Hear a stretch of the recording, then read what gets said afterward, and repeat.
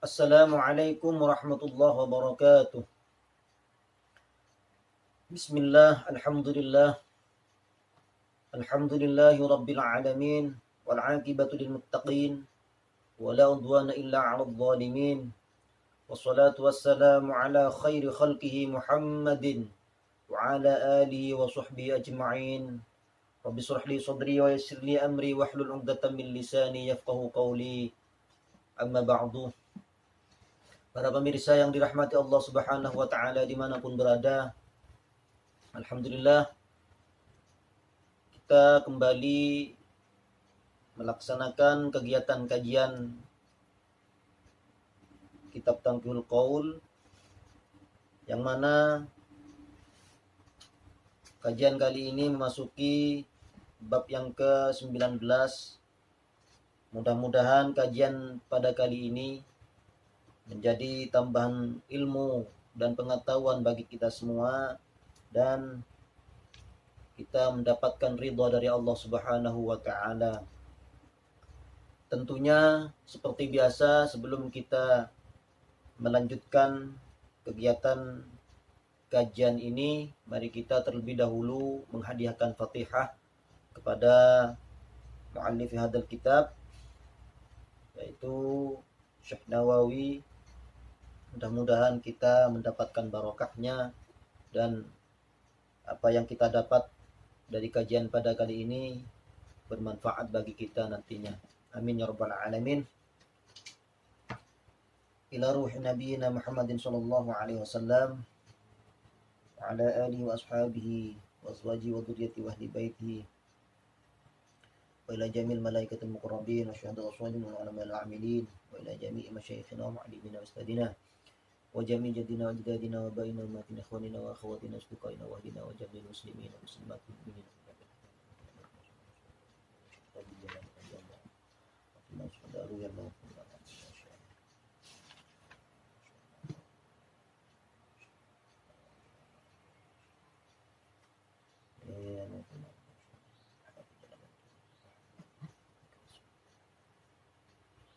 Al-Fatihah. A'udzubillahi minasyaitonir rajim. Bismillahirrahmanirrahim. Alhamdulillahi rabbil alamin, arrahmanir rahim, maliki yawmiddin, iyyaka na'budu wa iyyaka nasta'in, ihdinas siratal mustaqim, siratal ladzina an'amta 'alaihim ghairil maghdubi 'alaihim waladdallin. Bismillahirrahmanirrahim. Qala al-mu'allif rahimahullahu ta'ala wa nafa'ana wa bi'ulumihi fid dharain amin. Bismillahirrahmanirrahim. Al-babut tasi' asyara fi fadilatid du'a. Bab ini memasuki bab yang ke-19, yaitu menjelaskan tentang fadilah atau keutamaannya doa. Qala Sayyidi Syekh Abdul Qadir Jilani, Syekh Abdul Qadir Jilani berkata, la yanbaghi lil imami wal ma'mumi an yakhruja minal masjid min ghairi du'ain. La yanbaghi, tidak sepatutnya atau tidak sepantasnya, lil imami wal ma'mum, bagi seorang imam dan makmum, apa yang tidak patut, apa yang tidak pantas, yaitu ay yakhruja minal masjid min ghairi du'ain, yaitu keluar dari masjid tanpa berdoa kepada Allah Subhanahu wa taala. Artinya setelah melaksanakan sholat lalu kemudian pergi begitu saja. Allah Subhanahu wa taala berfirman, fa idza faraghta fansab wa ila rabbika farghab. Fa idza faraghta, jika sudah rampung atau sudah selesai kalian, fansab, maka berdoalah kepada Allah Subhanahu wa taala. Jadi perintahnya Allah itu setelah kalian melaksanakan ibadah, maka berdoalah, memintalah. Wa ila rabbika farghab, dan kepada Tuhanmu kalian mengharap. Artinya kita setelah melaksanakan ibadah atau sholat, kita diperintahkan oleh Allah supaya berdoa dan berharap hanya kepada Allah Subhanahu wa taala. Tafsirannya begini, ai idza faraghta minal ibadah fansab fid du'a. Jika kalian telah rampung atau telah selesai melaksanakan daripada ibadah, fansab fid du'a, maka lelahkanlah kalian dengan berdoa, atau lelahkanlah kalian di dalam berdoa kepada Allah Subhanahu wa taala. Warghab fi ma 'indallahi watlubhu minhu. Warghab fi ma 'indallah, dan harapkanlah pada apa yang ada di sisi Allah. Watlubhu minhu, dan mintalah kepada Allah Subhanahu wa taala. Jadi kita setelah melaksanakan ibadah, kita diperintahkan oleh Allah berdoa meminta kepada Allah Subhanahu wa taala. Apa yang kita inginkan, apa yang kita hajatkan, minta kepada Allah Subhanahu wa taala. Karena itu adalah merupakan perintah Allah. Qad jaa fil hadits an Anas bin Malik an Nabi sallallahu alaihi wasallam annahu qala, telah datang sebuah hadis dari sahabat Anas bin Malik radhiyallahu anhuma dari Rasulullah sallallahu alaihi wasallam, bahwa Rasulullah sallallahu alaihi wasallam bersabda, "Idza qama al-imamu fi mihrabihi," jika seorang imam itu sudah berdiri tegak di mihrabnya atau di pengimamannya, wa tawataratis sufufu nazalatir rahmah, dan saf makmum itu sudah tertata rapi, sudah berurutan atau sudah mengisi terhadap saf-safnya, nazalatir rahmah, maka kemudian turun rahmatnya Allah Subhanahu wa taala. Jadi setelah imam itu sudah siap melaksanakan ibadah sholat di pengimaman atau di mihrab, dan para makmum sudah mengisi saf-safnya, sudah rapi, sudah tertata rapi, maka turunlah rahmatnya Allah Subhanahu wa taala. Fa awwalu dzalika nasibul imam, dan pertama kali yang mendapat bagian kucuran rahmat dari Allah yaitu adalah imam. Tsumma man an yaminihi, kemudian makmum yang ada di sebelah kanannya imam. Tsumma man an yasarihi, kemudian makmum yang ada di sebelah kirinya imam. Tsumma tatafarraqu rahmatu 'alal jamaah, kemudian rahmat itu terbagi kepada para jemaah yang lain. Jadi rahmat itu turun ketika imam sudah siap melaksanakan sholat dan makmum sudah tertata rapi, kemudian turunlah rahmatnya Allah Subhanahu wa taala. Dan pertama kali yang mendapatkan bagian kucuran rahmat dari Allah itu adalah imam. Kemudian makmum yang ada di sebelah kanan, kemudian makmum yang ada di sebelah kirinya imam. Setelah itu jemaah yang lain mendapatkan kucuran rahmat dari Allah Subhanahu wa taala. Tsumma yunadi malakun, kemudian para malaikat berkata, Rabiha fulanun wa khasira fulanun, untung fulan, rugi fulan. Maksudnya bagaimana? Jadi ada seorang yang merugi, ada seorang yang beruntung.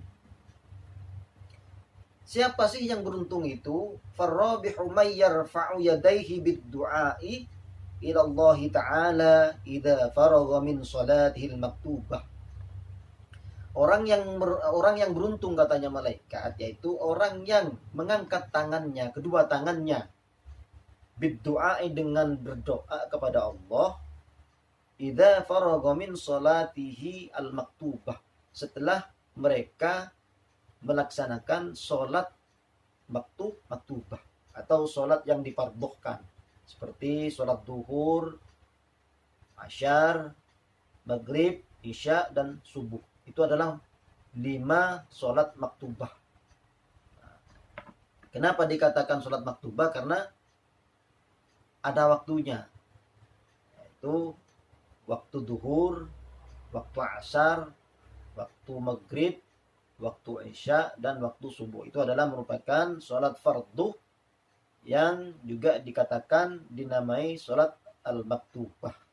Jadi seseorang setelah melakukan sholat tersebut, sholat maktubah, bukan hanya maktubah sebetulnya, sholat sunnah juga seharusnya kita berdoa kepada Allah Subhanahu wa ta'ala. Jadi setelah melakukan sholat, dia berdoa kepada Allah Subhanahu wa taala. Nah, orang seperti itu dikategorikan oleh para malaikat seorang yang beruntung.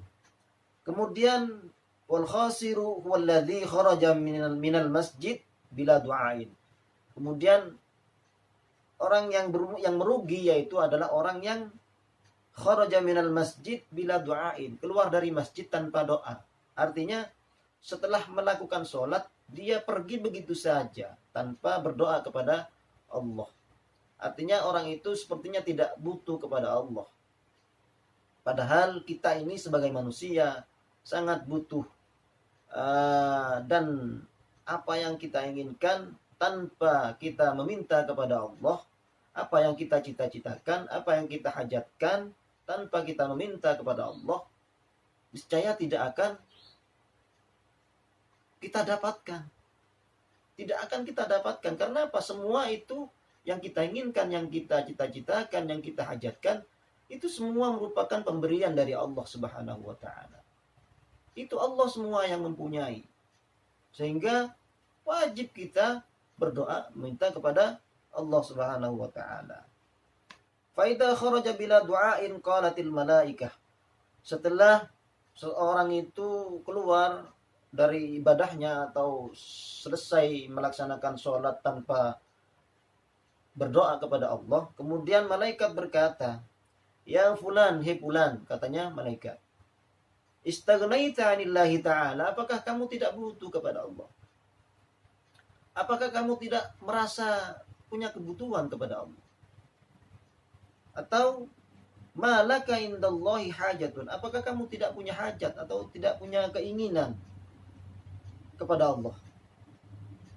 Jadi dipertanyakan oleh para malaikat.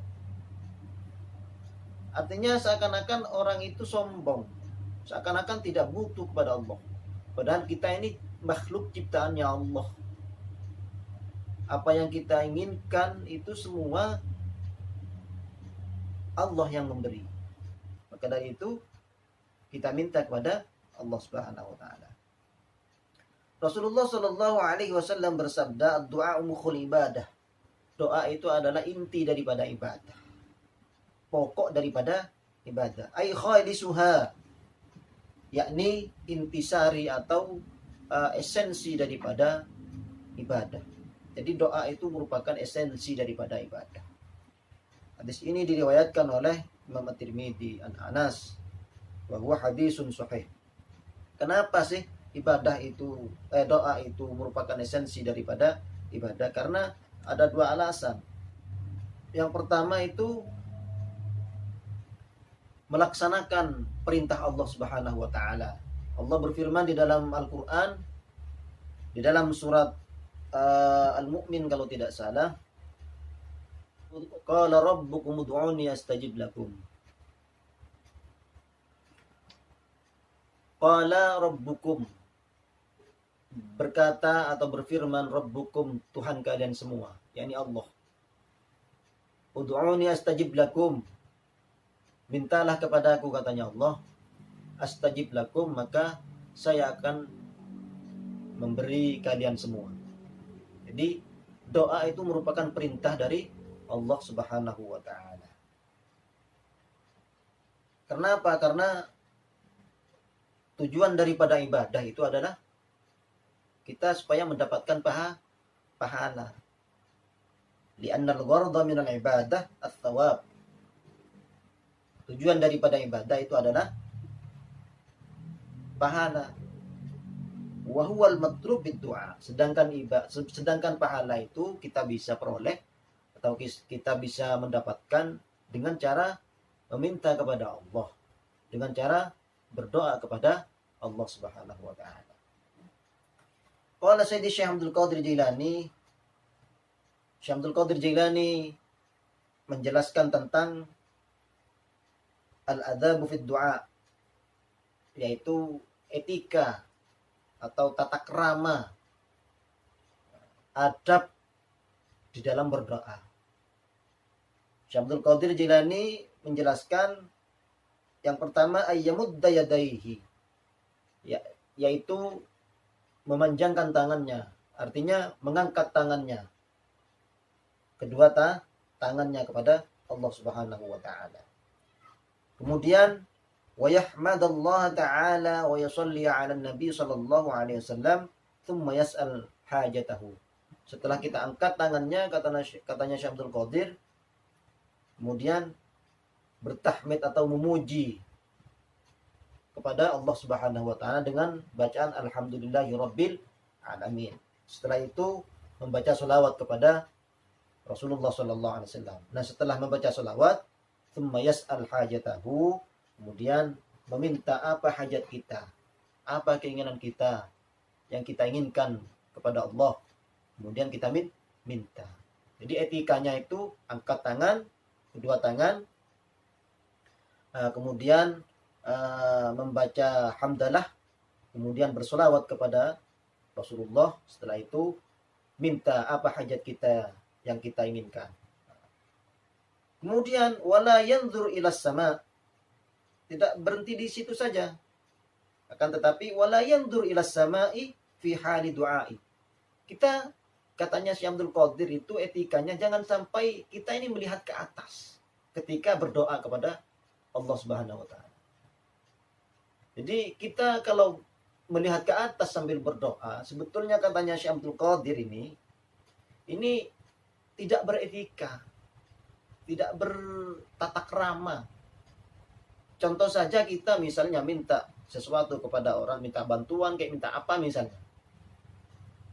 Masa kita minta tangan kita begini, terus sambil melihat orangnya, misalnya, saya minta ininya Pak, saya minta ini Pak, saya minta bantuan begini Pak misalnya. Itu kurang beretika, katanya Syekh Abdul Qadir. Apalagi kita minta kepada Allah Subhanahu wa taala. Minta kepada sesama makhluk saja kita harus beretika, apalagi minta kepada Allah. Jadi katanya Syekh Abdul Qadir, etikanya itu jangan menghadap ke atas. Wa idza faragha massa yadayhi ala wajhihi. Setelah berdoa kepada Allah, maka tangan kita diusapkan ke wajah kita. Setelah berdoa, kita mengusapkan tangan ke wajah. Ini adalah etika berdoa yang diajarkan oleh Syekh Abdul Qadir Jailani. Karena apa? Lima ruwiya 'an Nabi sallallahu alaihi wasallam annahu qala, ada sebuah riwayat dari Rasulullah sallallahu alaihi wasallam bahwa Rasulullah bersabda, salullaha bibutuni akuffikum. Salu, mintalah kalian semua, katanya Rasulullah, Allah terhadap Allah, bibutuni akuffikum, dengan telapak tangan kalian semua. Artinya begini, bukan begini berdoa itu. Begini. Ini yang diajarkan oleh Rasulullah SAW. Nah, ini dasarnya Syekh Abdul Qadir Jilani itu mengatakan etika berdoa itu tangannya diangkat ke atas begini, membaca hamdalah, salawat kepada Rasulullah, kemudian minta apa yang kita minta kepada Allah, dan setelah itu usapkanlah kedua tangannya ke wajahnya. Para pemirsa yang dirahmati Allah Subhanahu wa taala, mungkin kita cukupkan sampai di sini dulu kajian pada kali ini. Mudah-mudahan walaupun singkat bermanfaat bagi kita semua dan mendapat barakah serta ridha dari Allah Subhanahu wa taala. Amin ya rabbal alamin. Insyaallah kita lanjut nanti di bab selanjutnya. Mudah-mudahan kita masih tetap diberikan kesehatan oleh Allah Subhanahu wa taala. Amin ya rabbal alamin. Kurang lebihnya mohon maaf. Wallahul muwaffiq ila aqwamit thoriq. Wassalamualaikum warahmatullahi wabarakatuh.